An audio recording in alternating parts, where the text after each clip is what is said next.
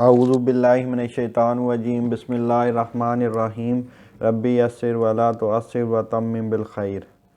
آج میں جس موضوع پر بات کروں گا وہ ہے جو ترکی کا حالیہ زلزلہ ہے، تو اس کے تناظر میں ہارپ ٹیکنالوجی کی بازگشت جو سنائی دے رہی ہے۔ 6 فروری 2023 کی صبح جب ریکٹر سکیل پر 7.8 کی شدت کا زلزلہ جو ترکی اور اس کے ہمسایہ ملک شام میں آیا، جبکہ وہاں پہ برف باری بھی ہے اور سردی بھی بہت زیادہ، جس سے بہت زیادہ لوگ جو اس سے متاثر ہوئے ہیں۔ اب امریکن جیولوجیکل سوسائٹی اور ترکی کا جو disaster and emergency management authority ہے AFAD، اس کے مطابق جو زلزلے کا مرکز تھا وہ جنوب وسطی جو علاقے ہیں وہ وہاں پر تھا۔ اس زلزلے سے ترکی کے جو 10 شہر ہیں وہ بری طرح متاثر ہوئے ہیں، اور یہ جو زلزلہ تھا وہ شدید نوعیت کا تھا، جس نے 1700 کے قریب جو سے زیادہ جو عمارتیں ان کو مکمل طور پر تباہ کر دیا ہے۔ تو اور اس جو بڑے جھٹکے کے تقریباً 9 گھنٹے بعد 7.5 جو ہے شدت کا ایک اور جھٹکا جو ہے وہ لگا،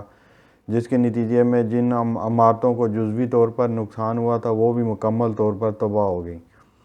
اور مزید یہ ہے کہ اس کے بعد بھی جو ہے وہ معمولی جو آفٹر شاکس کا سلسلہ جو ہے وہ جاری ہے۔ عالمی ادارہ صحت کے مطابق یہ تاریخ کے بدترین زلزلوں میں سے ایک زلزلہ ہے، اور اس میں اب تک ہزاروں افراد ہلاک ہو چکے ہیں، اور زخمی جو افراد ہیں وہ بھی بڑی تعداد میں ہیں، جبکہ لاکھوں افراد بغیر چھت اور پناہ گاہ کے زندگی بسر کر رہے ہیں۔ اس کے علاوہ ابھی بھی کافی جو لوگ ہیں وہ ملبے میں سے نکالے جا رہے ہیں۔ اب زلزلے کے بعد ایک بار پھر جو ہے ایک جو سازشی تھیوری ہے وہ دوبارہ اس کی بازگشت سنائی دینا شروع ہو گئی ہے۔ اب امریکہ کی جانب سے ایک ٹیکنالوجی جو ہے وہ حاصل کی گئی ہے جو ہارپ ٹیکنالوجی ہے، اور جس کو اگر کہا جا رہا ہے کہ جان بوجھ کر جو ہے وہ اس کا غلط استعمال کیا گیا ہے، اور امریکہ کو اس کا ذمہ دار ٹھہرایا جا رہا ہے۔ اب ہارپ سے مراد جو ہے وہ ہائپر ایکٹیوسٹک ریسرچ پروگرام ہے، جو امریکہ کی ریاست الاسکا میں 1993 میں جو امریکی فضائیہ، بحریہ اور جو متعلقہ ایجنسیاں ہیں ان کی مالی معاونت سے یہ شروع کیا گیا تھا، تاکہ جو اس سے جو ہے مواصلات، نیویگیشن اور جو سیکیورٹی کے مقاصد ہیں وہ حاصل کیے جا سکے،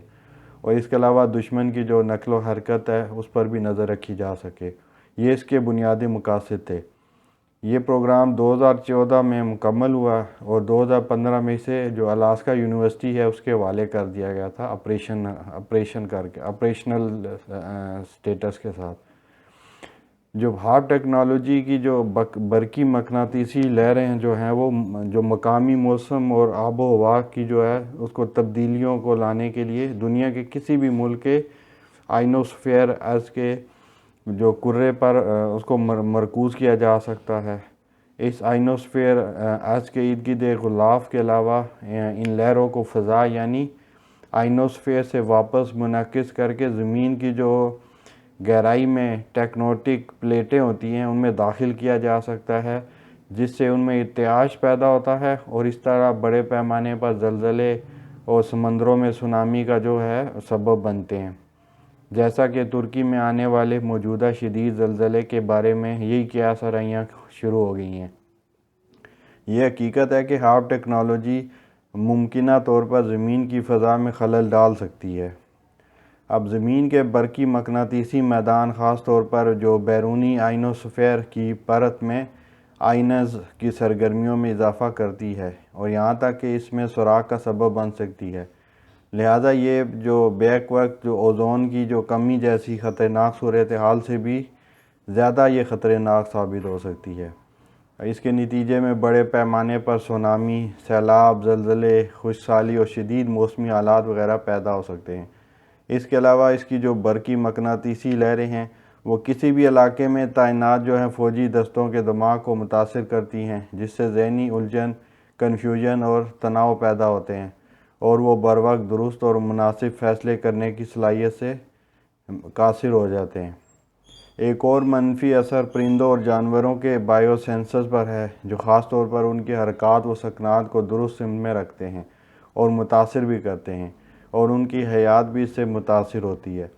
ترکی میں اس غیر معمولی زلزلے کے بارے میں قیاس آرائیاں تقویت پکڑتی جا رہی ہیں کہ اسے قدرتی آفت کی بجائے ایک سوچی سمجھی انسانی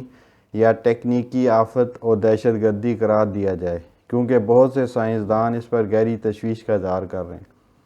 اب خاص کر ترکی میں بہت سے لوگوں نے زلزلے سے پہلے آسمان پر بجلی کی ایک واضح جھلک دیکھی ہے، اور اس کی کچھ ویڈیوز بھی وائرل ہوئی ہیں، اور زلزلے کے جو اوقات کار اور ملک و خطے کی جو جغرافیائی سیاسی صورتحال ہے اس کی وجہ سے بھی شکوک و شبہات پیدا ہو رہے ہیں، کیونکہ ہالینڈ کے کچھ جو تھنک ٹینکس تھے انہوں نے یہ پریڈکشنز کی تھی کہ 3 فروری 2023 سے جو ہے خطے میں ان بڑے واقعات کی انہوں نے پہلے ہی پیشن گوئی کر دی تھی، اور ان کے مطابق جو اگلا مرحلہ اس کا ہوگا اس میں چین، پاکستان، ایران، افغانستان، نیپال اور انڈیا بھی جو ہے وہ اس طرح کے زلزلوں سے متاثر ہو سکتے ہیں، اور یہ ایک پریشان کن معاملہ ہے، لہٰذا انہیں ہر طرح سے تیار رہنے کی تنبیہ کی جاتی ہے۔ اس حقیقت کو بھی نظر انداز نہیں کیا جا سکتا کہ مذکورہ جو زلزلے ہیں خطے کے دیگر ممالک شام، اردن، لبنان، قبرص کو بھی متاثر کیا، جیسے کہ زلزلہ عام طور پر ایک خطے کے کئی ہمسایہ ممالک پر اثر انداز ہوتے ہیں۔ اب ایک تکنیکی نکتہ بھی قابل غور ہے کہ زلزلوں کے جو آفٹر شاکس ہیں وہ صرف انہی فالٹ زون میں آتے ہیں جن فالٹ زون میں پہلا زلزلہ آتا ہے، لیکن حیرت انگیز طور پر تمام جو آفٹر شاکس آ رہے ہیں وہ خطے کے نئے فالٹ جو زون ہیں ان میں بھی آ رہے ہیں، اور جو تکنیکی بنیادوں پر ممکن نہیں ہوتا اور اس زلزلے کو متنازع بناتا ہے۔ اب گزشتہ 2 دہائیوں کے دوران دنیا بھر میں جو تمام قدرتی آفات شدت اور مدت کے لحاظ سے بڑھ رہی ہیں، اور اس کے ساتھ ساتھ قدرتی طور پر نہیں بلکہ موسم اور آب و ہوا کے کنٹرول یا تبدیلی کے ذریعے رونما ہو رہی ہیں۔ مثال کے طور پر 2010 میں ہیٹی کا زلزلہ، 2010 میں چلی کا زلزلہ اور سونامی، 2011 میں جاپان کا زلزلہ اور سونامی، 2006 میں فلپائن میں بڑے پیمانے پر سونامی، 2010 اور 2023 میں پاکستان میں آنے والے سیلاب بھی مشکوک اور متنازع ہو چکے ہیں۔ حقیقت یہ ہے کہ ہارپ ٹیکنالوجی دنیا کے کسی بھی خطے کے موسم، آب و ہوا کو کنٹرول کرنے اور تبدیل کرنے کا ایک بہترین آلہ ہے، جس سے جو ممالک ہیں ان کی سیاسی، سماجی، اقتصادی اور جغرافیائی جو جہت ہے اس کو قابو کیا جا سکتا ہے۔ لہذا یہ بڑے پیمانے پر تباہی کا زیادہ طاقتور ہتھیار WMD ہو سکتا ہے۔ یہ 5th جنریشن اور سائبر وارفیئر سے زیادہ مہلک اور خطرناک ہے، اور اس واقعے کی غیر جانبدار تحقیقاتی ایجنسیوں کے ذریعے مکمل تحقیقات کی جانی چاہیے، اور اگر ایسا ثابت ہوتا ہے تو ہر سطح پر اس کی مذمت کی جانی چاہیے اور مستقل میں ان کو روکا جانا چاہیے۔ دنیا اس ٹیکنالوجی کی دہشت گردی سے زیادہ غیر محفوظ ہو رہی ہے، جبکہ یہ طاقت صرف ایک ہاتھ میں موجود ہے۔ اس سے پہلے کہ کہیں بہت دیر نہ ہو جائے، مساوات اور برابری کے ساتھ پائیدار امن و انسانی ترقی کے لیے تعاون و بقائے باہمی کے سنہری اصولوں کو فروغ دینا ناگزیر ہے۔ وآخر دعوانا الحمد للہ رب العالمین۔